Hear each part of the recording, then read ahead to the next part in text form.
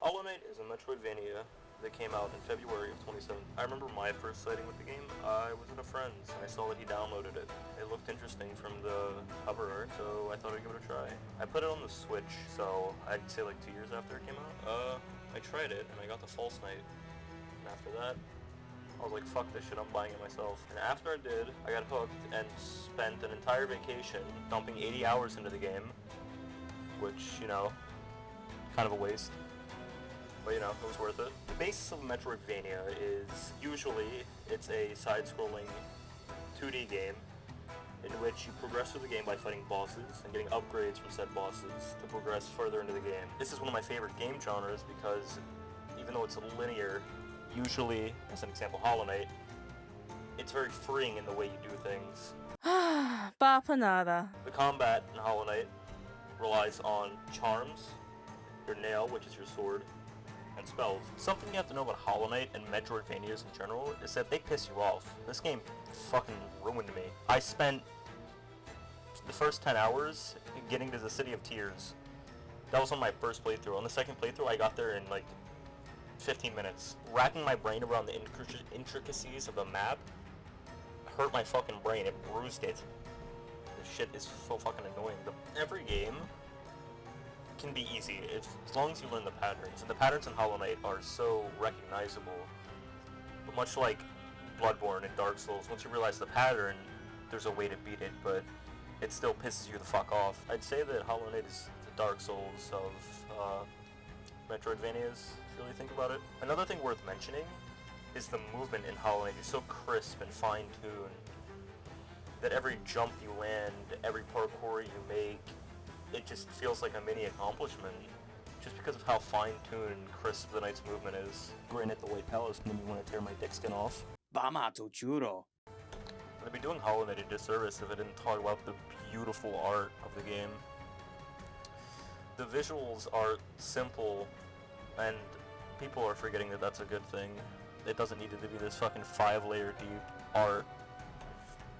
But Hollow Knight's simplicity and its art design also aids it in its beautifulness because when things are less detailed, it allows the more detailed backgrounds and character designs to flow out. It lends itself to a very unique art style.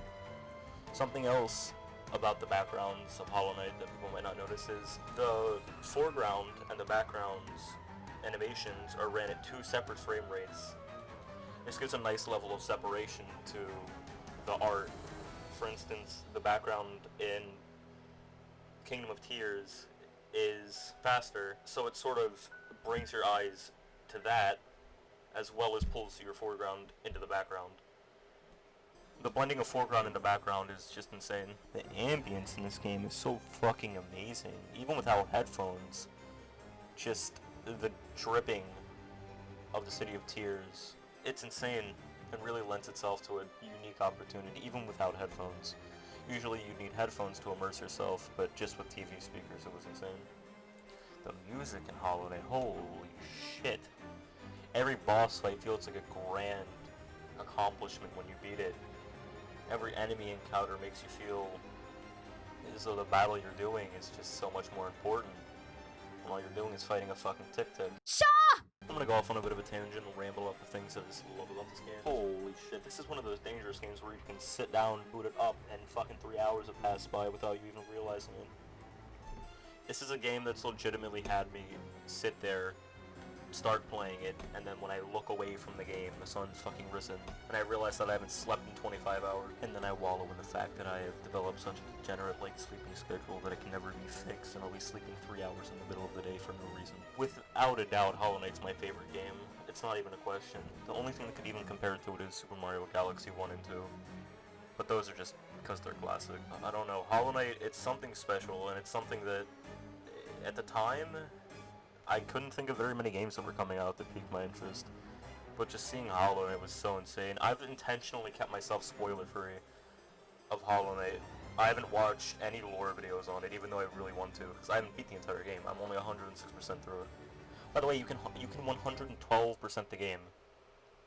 It can fucking stop at 100%. You have to be able to 100 and fucking 12% the game. It's clever that they did that because I'm pretty sure the 112s comes from the DLC, the Grim Troop DLC and the God Home DLC. Which is really awesome. The game without a doubt offers so much replayability and pathways to play the game. You have spells, you have your nail, you can mix and match your charms to give yourself different power-ups in different sections. You find yourself which each charm you equip, you play differently in the game, and it's just such a unique game. Bapanada. It's probably a really short review, but I feel like I should just stop here or I'll ramble for 3 fucking days and this video will never get out. I can't wait to see what Team Cherry has next. I want Silk Song to come out. We haven't gotten any news on it or anything for it feels like years. I hope Silk Song lives up to the hype. So, thank you for watching.